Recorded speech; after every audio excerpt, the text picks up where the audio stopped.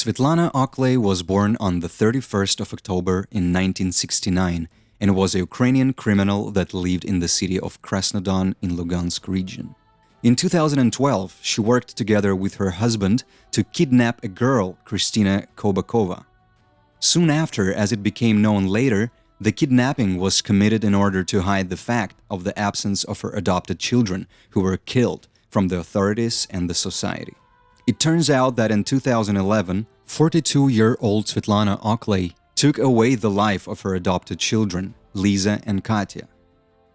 This story caused the loudest public outcry and shook many witnesses. This story was widespread not only across Ukraine, but also many post-Soviet countries. This event was discussed on a popular Russian TV show Let Them Talk. Svetlana Okley was started to be hated by millions of viewers, and they aren't to be blamed for that. The Okley family from Krasnodon in the Lugansk region was admired by the whole city. The mining family with 7 children lived prosperously, joyfully, and peacefully. There were 6 girls and 1 boy in the family. The boy and 2 girls, Lisa and Katya, were adopted. Everyone in the town knew that Svetlana Okley and her husband Alexander knew how to raise children because they were role models for the whole neighborhood. Everyone spoke about the Okley children as polite and smart kids that always won various intellectual and sport-based competitions. 42-year-old Svetlana Okley was referred to as a heroic mother and did a good deed. She wrote children's stories, poems, and songs which were published. Despite the fact that Svetlana published her writing herself, her literature was in demand among several other people in the city. As well as Svetlana hosted different events, including events for children across the whole Lugansk region. Along with this, the woman also was the founder of a children's family ensemble under the name Okley. In 2003, the municipal leadership of Krasnodon gifted a 5-room apartment located in the city center to the large and exemplary family of the Okleys. Before that, the family lived in a town nearby that was part of Krasnodon. In the year 2007, Svetlana was honored to receive the status of a heroic mother from the president of Ukraine, Viktor Andreevich Yushchenko. But according to the neighbors of the large apartment, many classified them as unsociable, unfriendly, and a closed family. In the first days of August 2012, the police received a hesitant phone call. It was a woman that lived in the town of Semeykino, Krasnodar region, which stated that her daughter Kristina Kobakova went missing. From her story, it was clear that the girl was kidnapped by unknown people. According to the older son, who was a witness, a motorcycle with a crib that was driven by an unknown man and a woman approached them, and they grabbed the girl, threw her into the crib, and fled in an unknown direction.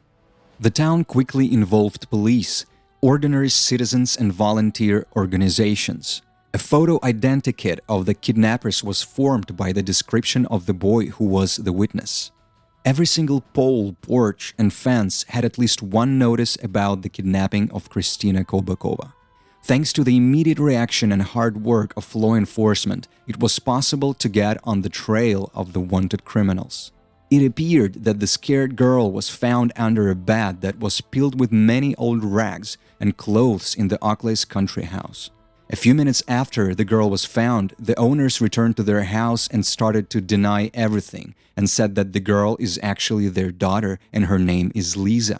Immediately, the real parents of Kristina Kobakova rushed to the Okley's house, and they were in shock from the shamelessness and rudeness of Svetlana and Alexei Okley. When the Okleys realized that they were disclosed, the Okleys began to deny their crime and started to try to get out of the situation in any possible way.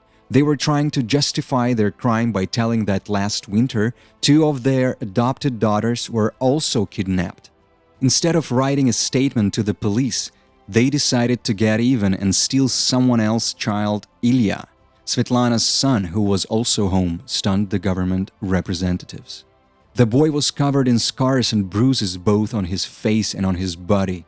The adopted boy of Svetlana Okley waited for the right moment to nag one police officer by his hand and nervously whispered, Save me, take me away from here as fast as possible. They will kill me together. When the police remembered about Svetlana's spouse, Mr. Okley told the police that Alexander wasn't home.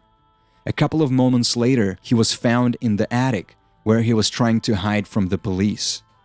Alexander and Svetlana were immediately arrested, and shortly after, a criminal case was opened. During the interrogations, the father and his oldest daughter wrote a sincere confession letter which recalled that the true motive of kidnapping the girl was a want for replacing their dead daughter Katya. It turns out that in February 2011, the so-called heroic mom inflicted fatal injuries on her adopted daughter Lisa, and 9 months later, Katya, who was the second adopted daughter, died in the exact same way as Lisa. The kidnapped girl was needed as a replacement for the adopted two. In February 2021, Svetlana Okley set a goal for herself. She wanted to turn her adoptive children into slaves so that they will instantly complete everything that is ordered. Subsequently, if the unfortunate children disobeyed her orders, she brutally beat them up. The children suffered because the aggression of their mother went beyond the reasonable. Svetlana Okley used maximum force and anger as punishments. The first girl, Lisa, couldn't survive the punishments and shortly after died. When the hero mom found out that her adoptive daughter died, she ordered her husband and her older daughter to get rid of the body.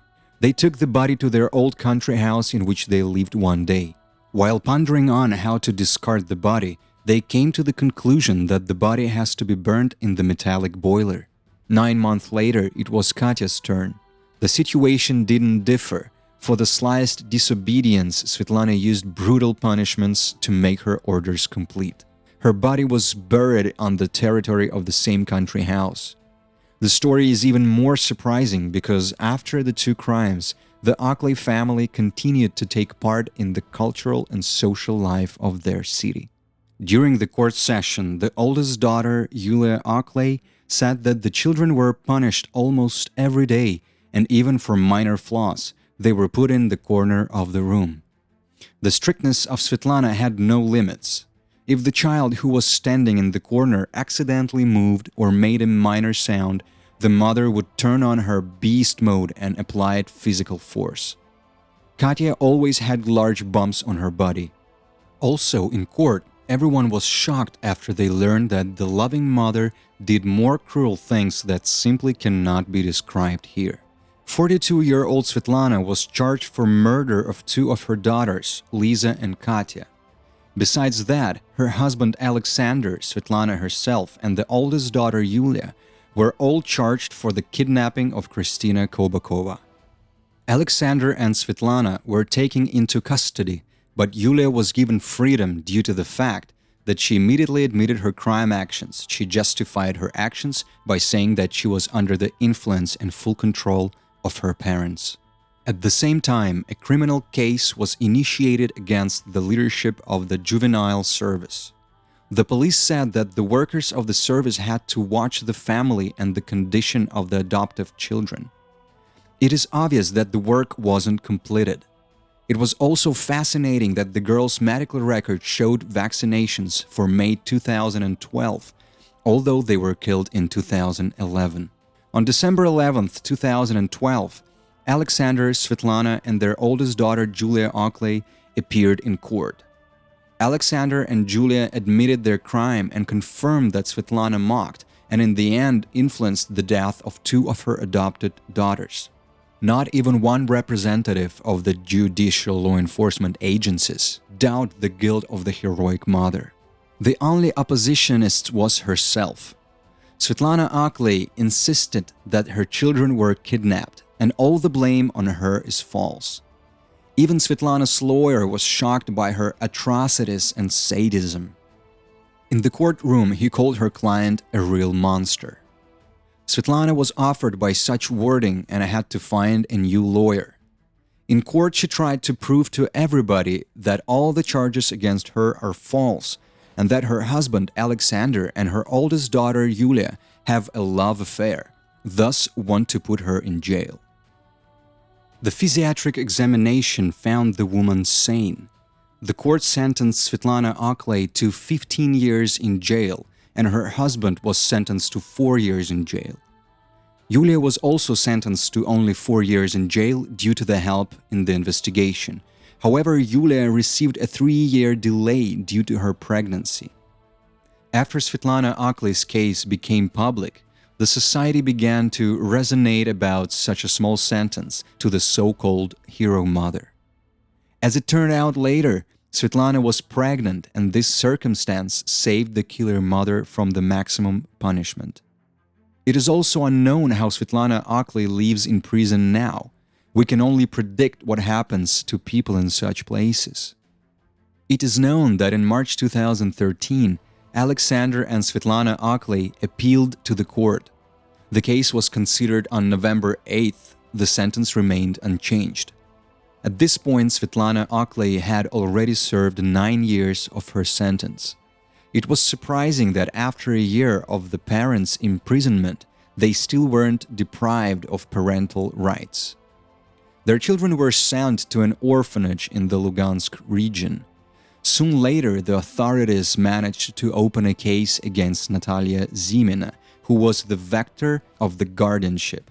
Natalia showed an improper performance of official duties.